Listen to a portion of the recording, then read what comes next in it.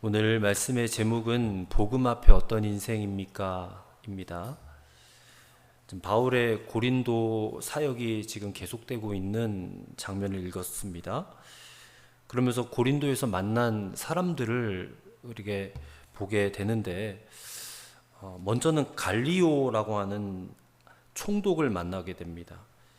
이 사람이 이제 아가야라고 하는 지방 총독으로 부임을 하게 되는데, 근데 12절의 말씀 보니까 이 사람이 오자마자 유대인들이 그때를 같이 해가지고 갑자기 바울을 막 대적했다고 그렇게 얘기를 합니다. 그러니까 바울을 고발을 한 거예요. 뭐라고 고발했냐면 13절에 보니까 이 사람이 율법을 어기면서 하나님을 경외하라고 사람들을 권한다.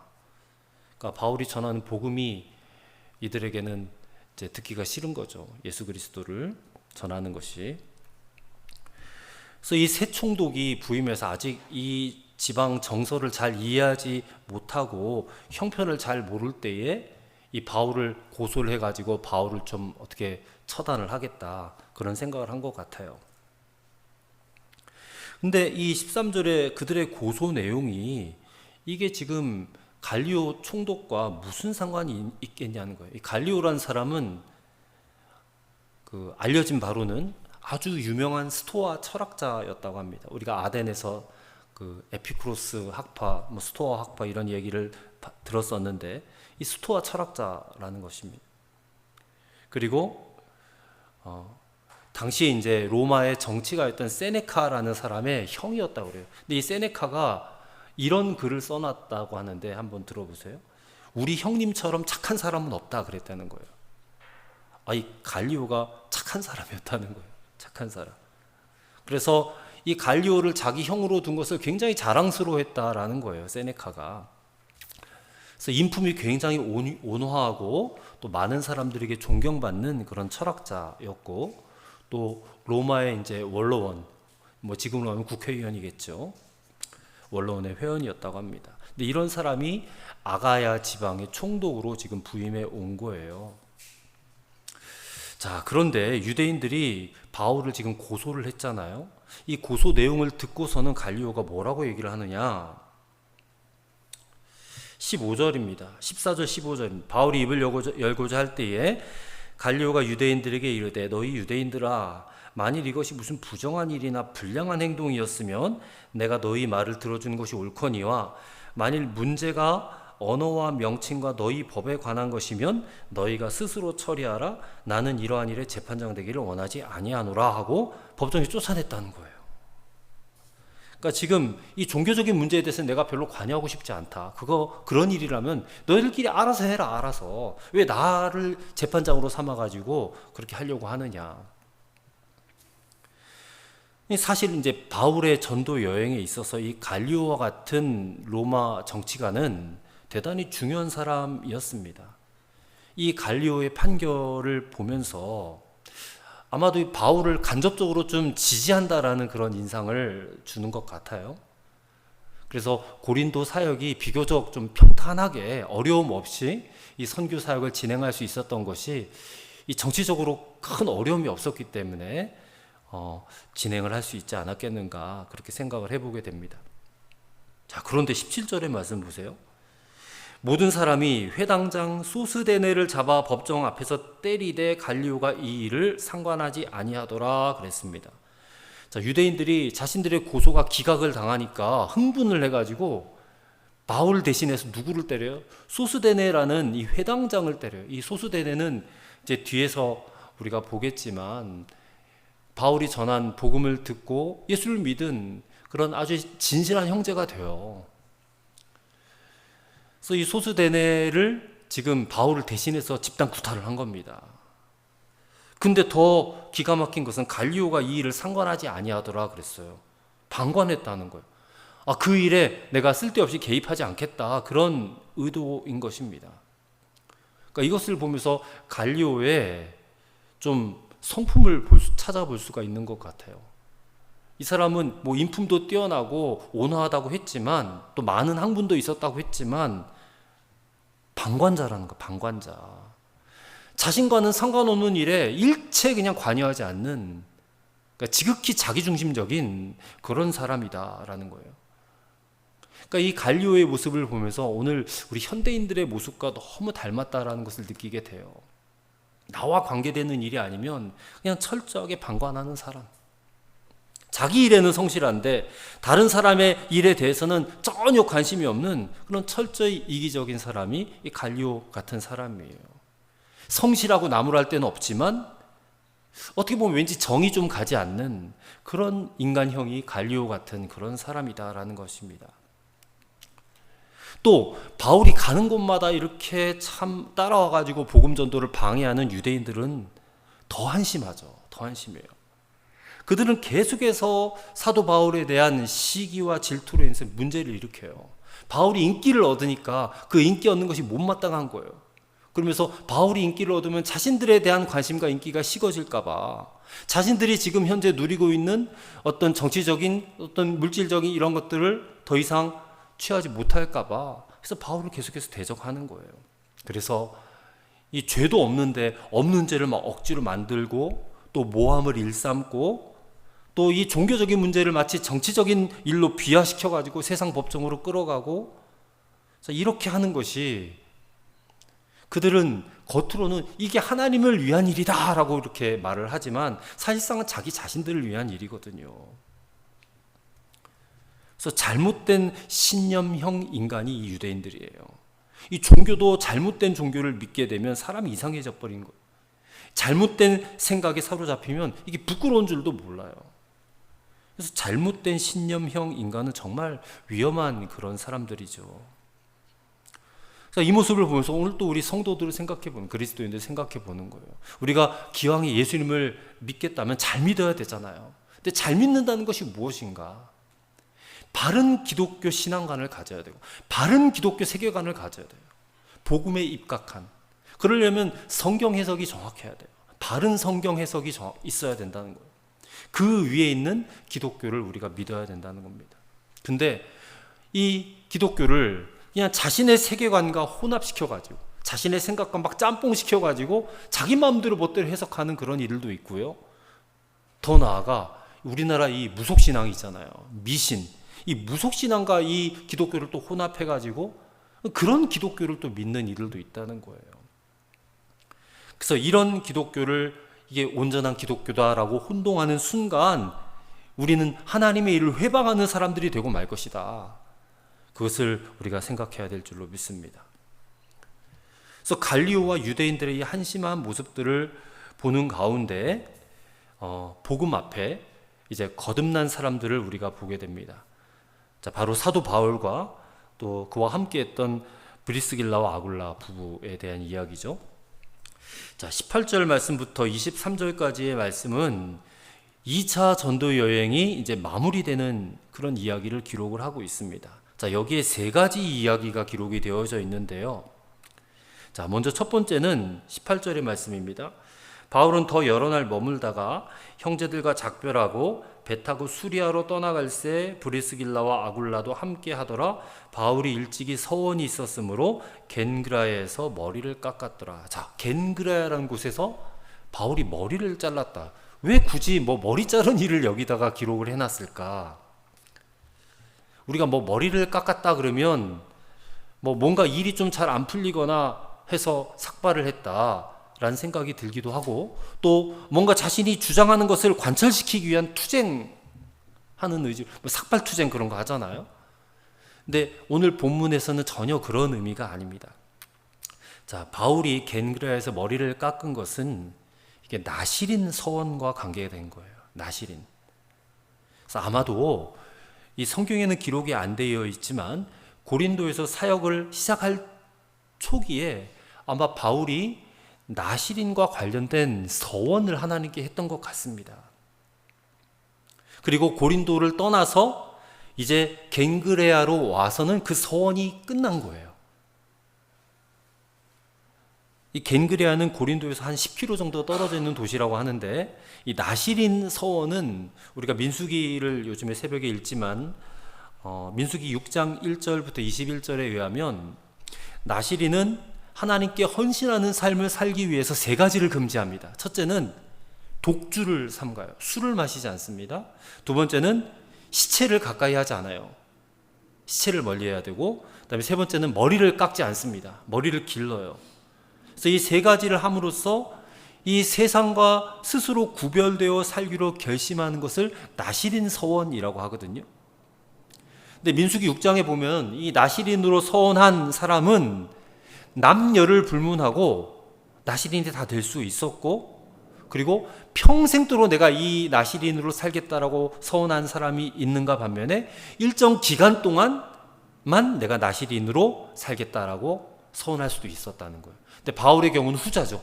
일정 기간 동안, 아마 1년 6개월 정도 그가 서원을 했던 것 같습니다.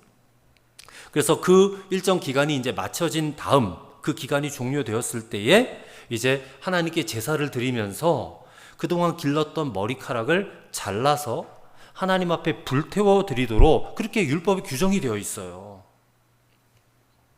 바울이 이런 규례를 쫓아서 서원했던 기간이 이제 다 끝나니까 겐그라에서 머리를 깎은 것입니다. 자, 나시린의 서원을 할 정도로 바울의 고린도 사역이 그만큼 힘들었다라는 증거예요. 힘들었다. 그리고 아덴에서 실패를 반영하는 의미도 있어 보여요. 어쨌든 바울은 지금 이제 고린도를 떠나면서 나시린의 서약을 마친 겁니다. 그리고 그 기간 동안 무탈하게 복음이 잘 전해져서 교회도 세워지게 하신 그런 하나님의 역사하심에 감사하는 그런 시간이었을 것 같아요. 그래서 처음에는 두려움에 사로잡혀 있었지만 하나님의 도우심과 성령의 역사하심으로 이 무사히 선교 여정을 잘 마치게 하신 것에 대한 감사가 여기 겐글에서 머리를 깎은 이 시점에 담겨 있는 거예요. 그 다음에 두 번째는 22절 말씀입니다. 22절 말씀에 보면 예루살렘 교회에서의 바울의 전도 보고입니다. 전도 보고. 자, 22절 가이사랴에 상륙하여 올라가 교회 안부를 물은 후, 이 교회 안부를 물었다는 것은 예루살렘 교회에 가서 이제 전도 보고를 했다라는 그런 얘기입니다. 그러니까 전도 여행이 끝날 때마다 매번 예루살렘으로 방문을 해요. 방문을 해서 자기가 어떻게 전도를 했는지에 대해서 보고를 합니다. 자, 이것은 단순한 그냥 전도 보고만 의미하는 것이 아니라 예루살렘 교회와 그리고 지금 안디옥 교회로 대변되는 이방 교회 간에 우위와 결속을 다지기 위한 그런 목적이 있어요. 따로 각계 전투를 하는 게 아니라 함께 연합된 교회, 하나된 교회다라는 그런 의미가 있는 것입니다. 그렇게 전도 보고를 마친 다음에 이제 안디옥으로 다시 돌아가요. 돌아가서 2차 전도 여행의 모든 여정을 마치게 됩니다. 그리고 나서 이제 23절에 보니까 이게 얼마 있다가 떠나라는 게 이제 3차 전도 여행을 시작했다라는 얘기거든요. 이게 3차 전도 여행의 시작입니다. 그래서 바울이 이방 전도를 위해서 일하는 것에 있어서 조금도 이게 자신의 평안을 구하지 않았다는 것을 보게 되는 거예요. 항상 교회에 대해서 신경을 쓰고 그래서 교회를 위한 사역을 했다. 그다음에 세 번째는 19절부터 21절 사이에 있었던 이야기인데요. 이게 고린도에서 예루살렘으로 오는 중간에 에베소를 들려서 복음을 증거한 그 일입니다. 19절부터 21절입니다. 에베소에 와서 그들을 거기 머물게 하고 자기는 회당에 들어가서 유대인들과 변론하니 여러 사람이 더 오래 있기를 청하되 허락하지 아니하고 작별하여 이르되 만일 하나님의 뜻이면 너에게 돌아오리라 하고 배를 타고 에베소를 떠났다, 그렇게 기록하고 있어요. 자, 당시 배로 이제 이동을 했는데 이 고린도에서 예루살렘까지 가는데 한 번에 갈 수 없어서 중간에 에베소에 배가 머물게 돼요. 그 잠깐 머무는 동안에 잠깐 에베소의 회당에 들어가서 복음을 증거한 거예요. 그러니까 이 사람은 정말 한시도 쉬지 않는 사람이에요. 한시도 쉬지 않아요. 사실 사도행전 16장에서 우리가 읽어왔지만 2차 전도여행 시작할 때 본래 에베소로 가려고 했었거든요. 소아시아 지역에 가려고 했었는데 성령께서 마게도냐로 방향을 틀으시는 바람에 유럽으로 건너간 거예요. 그러다가 2차 전도여행 마치고 돌아오는 길에 에베소를 한번 들린 것입니다. 근데 그때 브리스길라와 아굴라 부부도 함께 동행을 했죠. 자, 근데 그들은 그냥 숙소에 있도록 내버려 두고 자기만 혼자 회당에 가서 말씀을 증거했다고 기록을 하고 있어요. 왜 그랬을까? 혹시라도 여기서 또 유대인들이 반발하거나 대적해가지고 핍박을 받으면 안 되니까.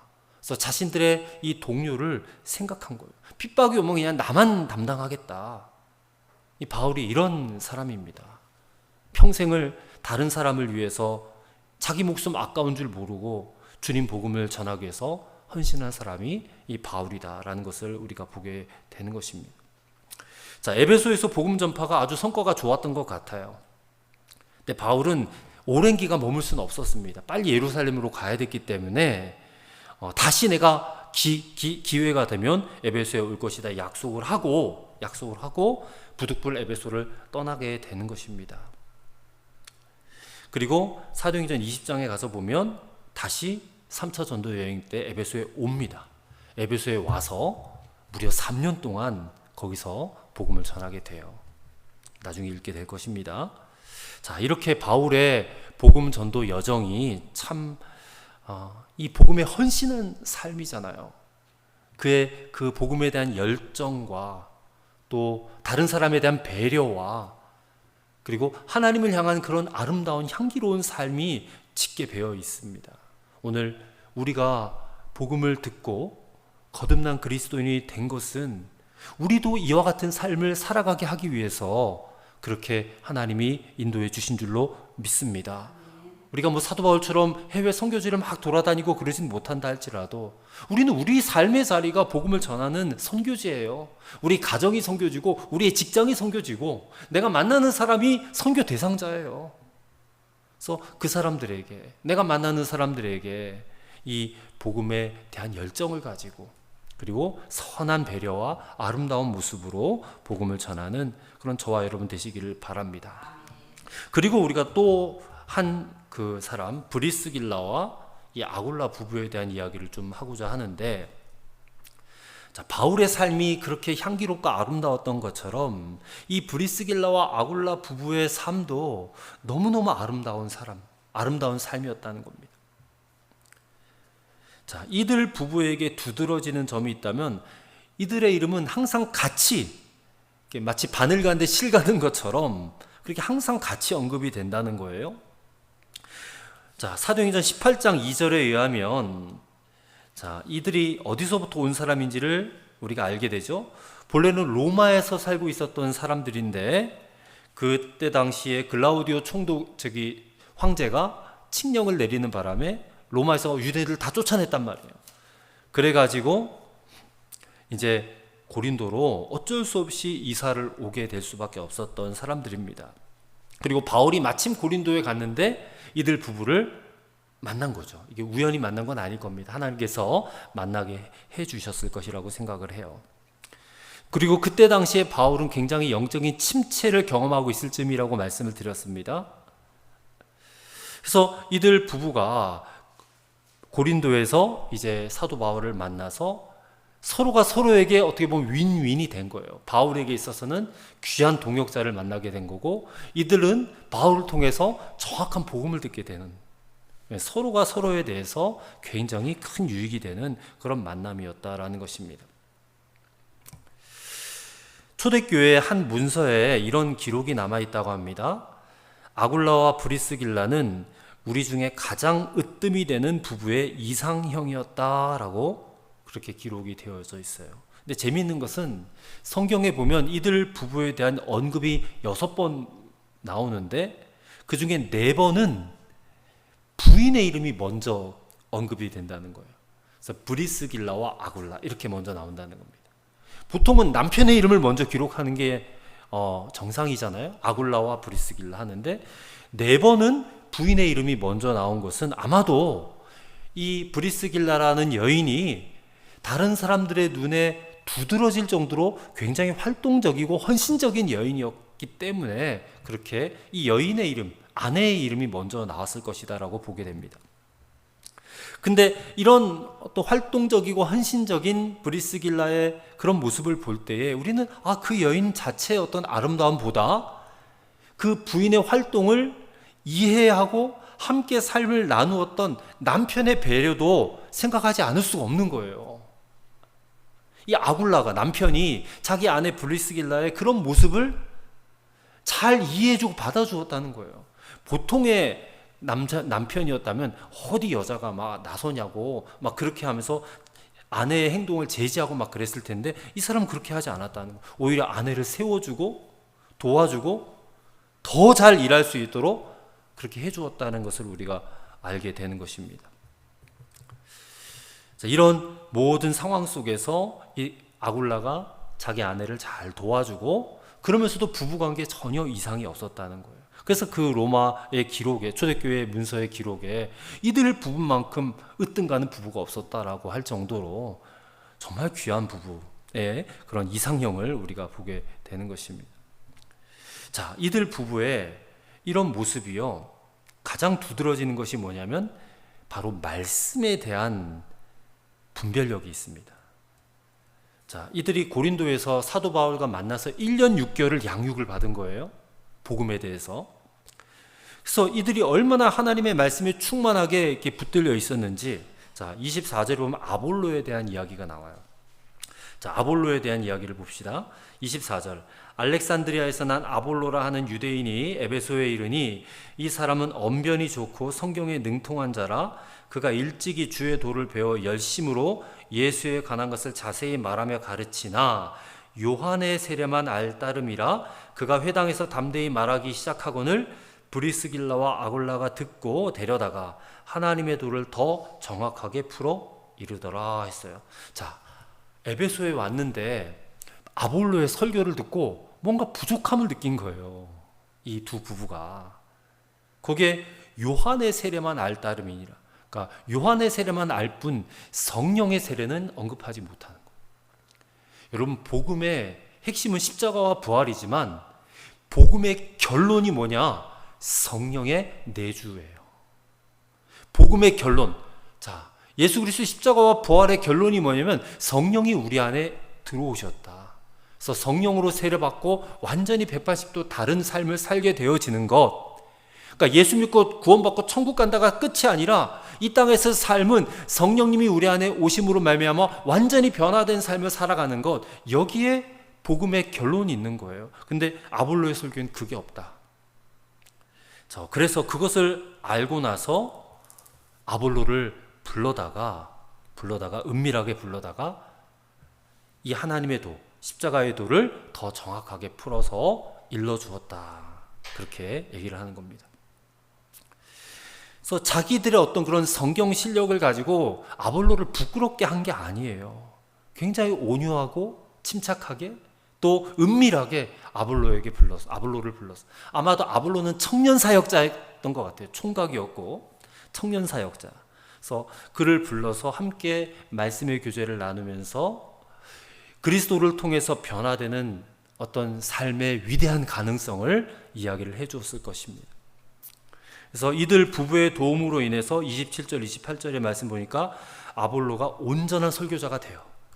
그래서 그렇게 활동하게 된다는 이야기가 27절, 28절의 말씀에 기록이 되어져 있죠. 읽겠습니다.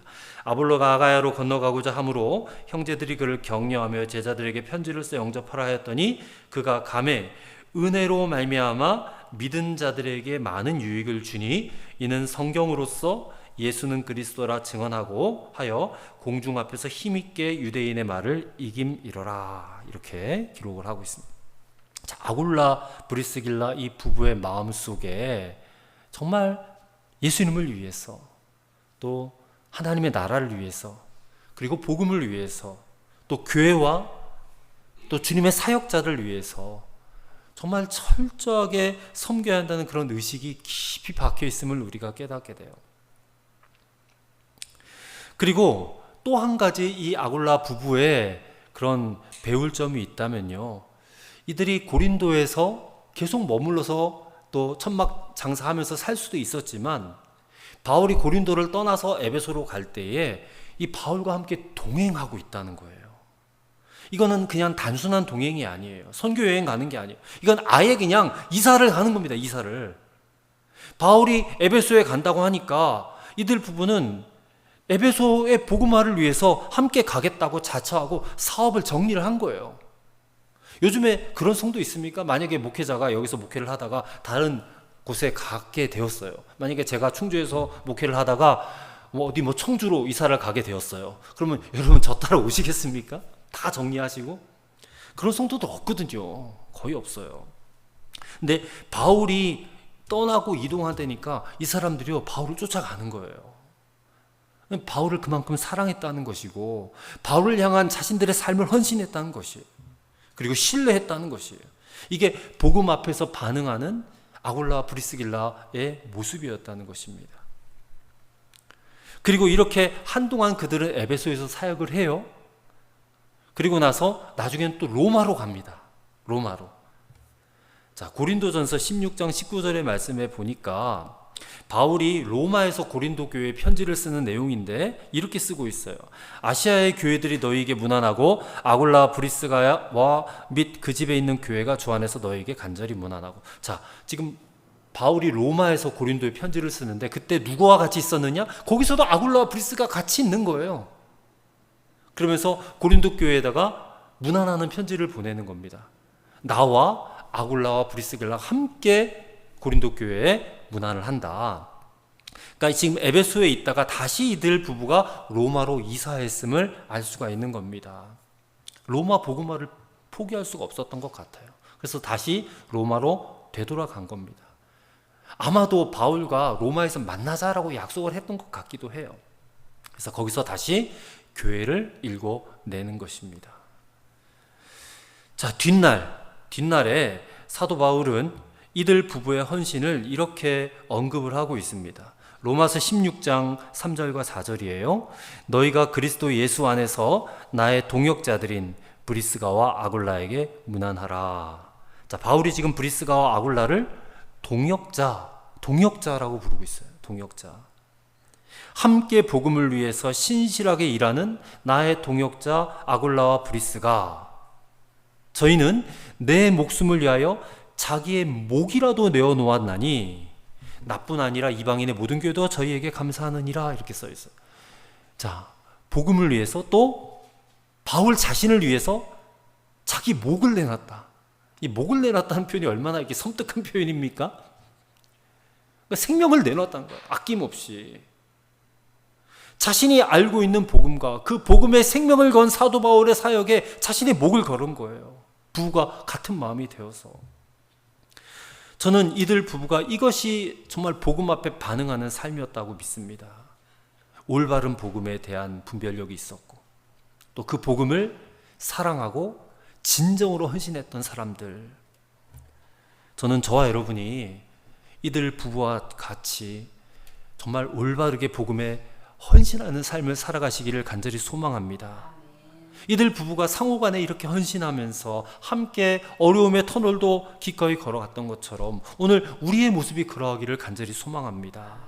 또 이들 부부처럼 정말 복음의 말씀에 대한 그런 지극한 사랑을 보이시기를 소망합니다. 말씀을 사랑하고 그 말씀의 진리대로 살려고 애를 쓰시기를 소망합니다. 그리고 복음 사역을 위해서도 기꺼이 헌신하실 수 있게 되기를 소망합니다.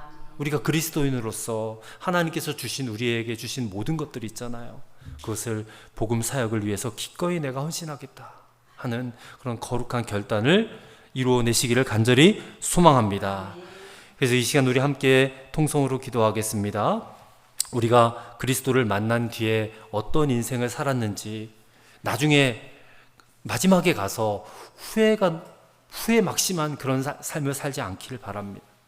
나 자신의 유익과 만족을 위해서 평생 살다가 하나님 앞에 서는 날이 다가왔는데 그때 하나님 앞에 보여드릴 것이 아무것도 없다면 얼마나 부끄럽겠습니까? 그런 부끄러운 인생이 되지 않게 해 주옵소서. 복음에 붙들려서 복음에 유익이 되는 하나님 나라를 위한 유익이 되는 그런 삶을 살게 해달라고 우리 함께 통성으로 1분 동안 기도하겠습니다.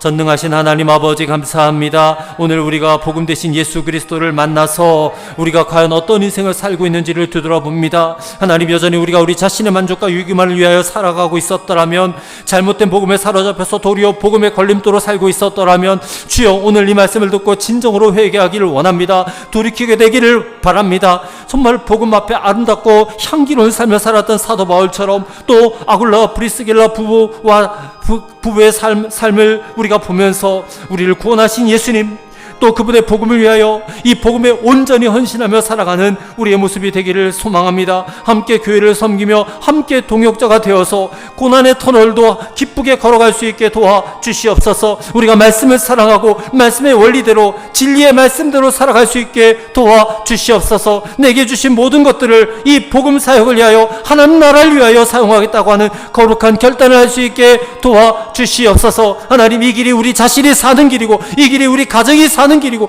이 길이 이 세상이 사는 길인 것을 하나님 분명히 굳게 믿게 하여 주옵소서. 과연 오늘 우리는 복음 앞에 어떤 인생인지를 돌아보게 하시고, 마지막 하나님 앞에 설 때 부끄럽지 않은 인생으로 마감할 수 있기를 소망합니다. 오늘 하루의 삶이 중요합니다. 오늘 하루를 내가 어떻게 살아갈 것인가에 따라서 내일도 어떤 삶을 살게 될지 결정이 되는 것입니다. 오늘 믿음으로 결단할 수 있게 도와주시옵소서. 믿음으로 살 수 있도록, 이 복음 앞에 부끄럽지 않은 삶을 살 수 있도록 주여 오늘 결단하게 없어서 내일도 그렇게 살고 모레도 그렇게 살고 일주일을 또 1년을, 우리의 평생을 이렇게 복음 앞에 헌신하며 살아가는 삶을 살아갈 수 있게 도와주시옵소서.